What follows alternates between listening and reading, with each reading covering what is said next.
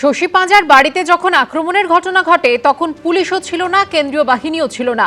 কেন এই পরিস্থিতি? কেন কেন্দ্রীয় বাহিনীকে ব্যবহার করা হলো না? প্রশ্ন তুলেছেন দিলীপ ঘোষ। কলকাতায় সেদিন যে ঘটনা ঘটেছে, আর আমাদের পার্টির গাড়িকে আক্রমণ করা হয়েছে, মারপিট করা হয়েছে, পুলিশ পালিয়ে গেছে। পুলিশকে ইট খেতে দেখিনি, কিন্তু আহত হতে দেখেছি আমরা। মন্ত্রীকে কখনো ইট খেতে দেখলাম না, কিন্তু চারিদিকে চোট। যে আগে স্টিকার লাগিয়ে এসেছিল, পরে দেখি ব্যান্ডেজ লাগিয়ে সে বাইট দিচ্ছে, এগুলো আমরা দেখেছি। কিন্তু এই ঘটনাটা হয়েছে তখন পুলিশও ছিল না, আর তখন সেন্ট্রাল ফোর্সও ছিল না। কেন এই পরিস্থিতি অনেকক্ষণ ধরে চলেছে? কেন সেন্ট্রাল ফোর্সকে ইউজ করা হয়নি? স্বাভাবিকভাবে আমরা কমপ্লেন করেছি এবং নির্বাচন কমিশন তার জানতেও চেয়েছেন। এই ধরনের ঘটনা লাগাতার হয়, সেন্ট্রাল ফোর্সকে খুঁজে পায় না। গিরিশ পার্কের অশান্তির ঘটনায় দ্রুত 9 জনের 19 মার্চ পর্যন্ত পুলিশ হেফাজতে নির্দেশ দিল আদালত। শশী পাঁজা সহ একাধিক তৃণমূল কাউন্সিলরের বিরুদ্ধে অভিযোগ করে সরব হয়েছে বিজেপি। পাল্টা বিজেপির বিরুদ্ধে অভিযোগ দায়ের করেছে শাসক দল।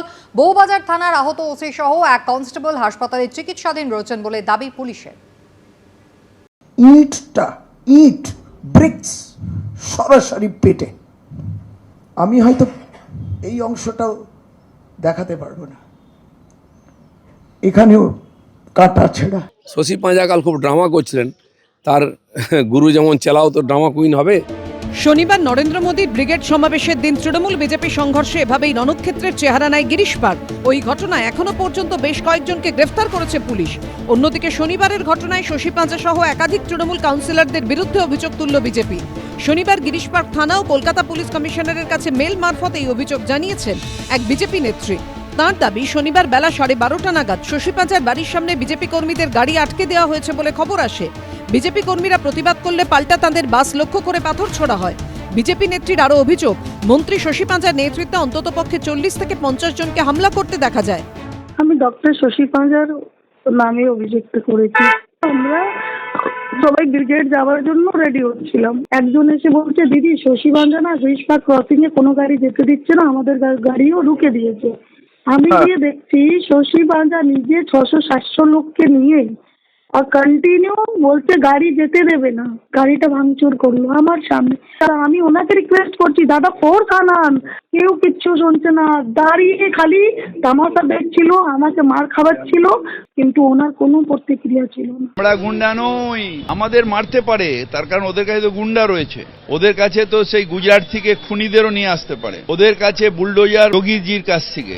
পুলিশ সূত্রে খবর, বিজেপির তরফে অভিযোগপত্রে 25 নম্বর ওয়ার্ডের তৃণমূল কাউন্সিলর রাজেশ সিনহা, 17 নম্বর ওয়ার্ডের তৃণমূল কাউন্সিলর মোহন গুপ্ত, 39 নম্বর ওয়ার্ডের তৃণমূল কাউন্সিলর মোহাম্মদ জসিমউদ্দিন সহ একাধিক ব্যক্তির নাম রয়েছে। আমাদের কোনো কর্মী ভাঙচুর করেনি, আমি তো উল্টে সবাইকে আটকাচ্ছিলাম যাতে কেউ ভাঙচুর না করুক। তখনই কিন্তু উল্টো দিক থেকে ওরা পাথর ছিঁড়তে আরম্ভ করে। আমি মার খেতে খেতে বেঁচেছি, আমার পায়ে পুরো চোট লেগেছিল। জসিমউদ্দিনও এখানে উপস্থিত ছিল না, আর সুনন্দা সরকারও উপস্থিত ছিল না। তো এরা সব ফুটেজ খাওয়ার জন্য যা কিছু বলতে পারে, তো মিথ্যাবাদীর দল একটা। কখনোই আমাদের কোনো ফুটেজে দেখাতে পারবেন না যিনি আমাদের নামে অভিযোগ করেছেন।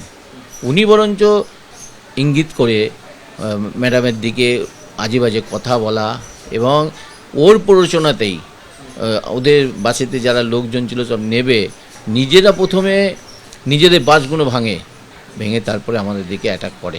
কারুর কপালে, কারুর মাথায়, কারুর চোখে, কারুর হাতে। আশীর্বাদ নার্সিংহোম থেকে এই 4 জনকে 4 রকম ভাবে বলে পাঠানো হয়েছে। তাদের সব গেঞ্জির ওপর দিয়ে, জামার ওপর দিয়ে ব্যান্ডেজ। এই যখন একটু দাঁড়িয়েলা একটি ছেলে, এবং তার গেঞ্জিটাও দেখতে পাচ্ছেন কালো, এবং দেখছেন চোখে কিছু রয়েছে। তৃণমূল ভবনে প্রেস কনফারেন্সে চোখে ব্যান্ডেজ। এটা খুবই দুঃখজনক, জানেন, দুর্ভাগ্যজনক। সব দোষীকে দ্রুত গ্রেপ্তার করতে হবে, এই দাবিতে শ্যামপুকুর বিধানসভা কেন্দ্রের প্রত্যেক ওয়ার্ডে এদিন ধিক্কার মিছিল করে তৃণমূল। ওনারা ভেবেছিলেন দুটো ডিল মারবেন, বিজেপি লোকেরা পালিয়ে যাবে, যা হয়। সে বিজেপি নয়, বিজেপি পাল্টে গেছে। এতদিন যা গুন্ডামি মারপিট করেছেন সব হিসাব চুকতে হবে। সাবধান থাকুন, যদি শশী পাঁজার বাড়িতে অ্যাটাক হতে পারে, কালীঘাটেও অ্যাটাক হতে পারে, মদন মিত্রি বা চেতলার বাড়িতেও অ্যাটাক হতে পারে, আর এটা হবেও ভোটের আগে, জেনে রাখুন। দিলীপ ঘোষ কি ভেবেছেন যে তৃণমূলের ছেলেরা ইচ্ছা করলে দিতে পারতো না? কিন্তু পাল্টা মারতে যায়নি, তৃণমূলের প্রচুর জমায়েত ছিল। আর দিলীপ বাবুরা এই ধরনের কথা বলে উস্কানি দেবেন, তারপর কোথাও মারামারি হলে তারপর নাকি কান্না কাঁদবেন দিল্লিতে গিয়ে, আর কেন্দ্রীয় নানা রকম এজেন্সি পাঠাবেন, এই ধরনের দ্বিচারিতা দিলীপবাবুদের করার কোনো মানে হয় না। শনিবারের হামলার ঘটনার পর থেকেই মন্ত্রী শশী পাজার বাড়ির বাইরে নতুন করে পুলিশ মোতায়েন করা হয়েছে। গতকাল আমরা দেখেছি ঘটনার পর থেকে পুলিশ পোস্টিং হয়েছে বাইরে, ভেতরে মন্ত্রীর জন্য যে সিকিউরিটি ছিল সেই তারা তো রয়েছেনই। কিছুক্ষণ আগে আমরা দেখলাম গিরিশপার্ক থানার তরফ থেকে সেন্ট্রাল ফোর্সের বাহিনী সিআরপিএফ এর জওয়ানদের নিয়ে তারা রুট মার্চ করেন মন্ত্রী শশী পাজার বাড়ির সামনে দিয়ে, এবং পাশের যে গলিতে গতকাল রণক্ষেত্র চেহারা নেয়, ভাঙচুর থেকে আরম্ভ করে পাথর বৃষ্টি হয় এবং বেশ কয়েকজন আহত হন, সেই জায়গাতে এরিয়া ডমিনেশনের জন্য সেন্ট্রাল ফোর্স নিয়ে আসা হয়েছিল। রবিবার ওই এলাকা দিয়ে সিআরপিএফ জওয়ানদের নিয়ে রুটমার্চ করে গিরিশপার্ক থানা। পুলিশ সূত্রে খবর, শনিবারের অশান্তির ঘটনায় 8 জন পুলিশ কর্মী আহত হয়েছেন, যাদের মধ্যে 6 জনকে প্রাথমিক চিকিৎসার পর ছেড়ে দেওয়া হলেও উডল্যান্ডস হাসপাতালে চিকিৎসাধীন রয়েছেন বউবাজার থানার ওসি বাপ্পাদিত্য নস্কর সহ একজন কনস্টেবল। পার্থপ্রতিম ঘোষ, আবির দত্ত, রঞ্জিত সাউয়ের রিপোর্ট, এবিপি আনন্দ। ভোটের আগে ভাতা নির্ঘণ্ট ঘোষণার দিনই পুরোহিত ও মুয়াজ্জেমদের ভাতা বাড়ালো রাজ্য সরকার। 500 টাকা বেড়ে ভাতা হলো 2000 টাকা। ভোট ঘোষণার আগে ভাতা বৃদ্ধির ঘোষণা ঘিরে বিতর্ক তুঙ্গে উঠেছে। ভোটের আগে ভেট, বকেয়া দিয়ে দেওয়ার ঘোষণা, পুরোহিতদের ভাতা বৃদ্ধি, মুয়াজ্জেমদের ভাতা বৃদ্ধি। রবিবার বিধানসভা ভোটের দিনক্ষণ ঘোষণার মাত্র 1 ঘন্টা আগে পরপর 3 ঘোষণা করলেন মমতা বন্দ্যোপাধ্যায়। এক স্যান্ডেলে মুখ্যমন্ত্রী লেখেন, আমি অত্যন্ত আনন্দের সঙ্গে ঘোষণা করছি যে আমাদের পুরোহিত ও মুয়াজ্জেমদের মাসিক ভাতা 500 টাকা বৃদ্ধি করা হয়েছে। পুরোহিত এবং মুয়াজ্জেমদের তরফে যে নতুন আবেদন জমা পড়েছে তাও রাজ্য সরকার মঞ্জুর করেছে। বর্তমানে এ রাজ্যে পুরোহিত ও মুয়াজ্জেমরা 1500 টাকা করে ভাতা পান। এবার তাদের ভাতা বেড়ে দাঁড়ালো মাসে 2000 টাকা। ইমাম, মুয়াজ্জিন, পুরোহিত, ধর্মীয় গুরুরা এই সরকারের আমলে অন্তত কিছুটা হলে উপকার পাচ্ছে এবং অল্প হলে বেড়েছে। আমাদের ডিমান্ড ছিল সেটা 5000 করা, সেটা হয়নি। যেটা হয়েছে তাতে আমরা অন্তত সন্তুষ্ট। ভোটের উদ্দেশ্য অবশ্যই থাকবে, যেহেতু সামনে ইলেকশন আছে, ইলেকশনের উদ্দেশ্য অবশ্যই থাকবে। এবার রাজ্য বাজেটে লক্ষ্মীর ভান্ডারে 500 টাকা বাড়ানোর কথা ঘোষণা করা হয়েছে। সেই সঙ্গে বাংলার যুবসাথী নামে নতুন প্রকল্পের ঘোষণাও করা হয়, যাতে ন্যূনতম মাধ্যমিক উত্তীর্ণরা 5 বছরের জন্য প্রতি মাসে 1500 টাকা করে পাবেন। এবার বিধানসভা ভোটের দিনক্ষণ ঘোষণার মাত্র 1 ঘন্টা আগে মুয়াজ্জেম এবং পুরোহিতদের ভাতা বাড়ানোর ঘোষণা করলেন মমতা বন্দ্যোপাধ্যায়।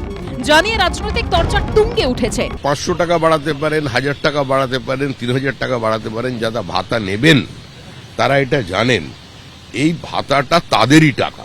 এই ভাতা দিয়ে আপনি মনে করছেন নির্বাচনী বৈতরণী পার করবেন? এটা সম্ভব নয়। এই সরকারের বিরুদ্ধে মানুষের যে মনোভাব, সেখানে এই 500-1000 কিছু দিলে কিচ্ছু বাড়বে না, কিচ্ছু লাভ হবে না। পাল্টা জবাব এসেছে শাসক শিবির থেকেও। মাননীয় মুখ্যমন্ত্রী মমতা বন্দ্যোপাধ্যায় 2টি ঘোষণা করেছেন, তো ওদের এত লাগছে কেন? ওদের তো খুশি হওয়া উচিত। তো তাহলে ওদের এত ব্যথা হচ্ছে কেন? তো দেবেন, এটা তো বুঝতে হবে। তার মানে দেওয়াটা ভেবেই রেখেছিলেন, আজকে উনি ঘোষণা করেছেন। ভোট বাক্সে এর কি প্রভাব পড়বে সেটা বোঝা যাবে 4 মে ফল ঘোষণার পরই। অর্ণব মুখোপাধ্যায়, শিবাশিস মৌলিক ও সত্যজিৎ বৈদ্যর রিপোর্ট, এবিপি আনন্দ। এবিপি আনন্দ, এগিয়ে থাকে, এগিয়ে রাখে।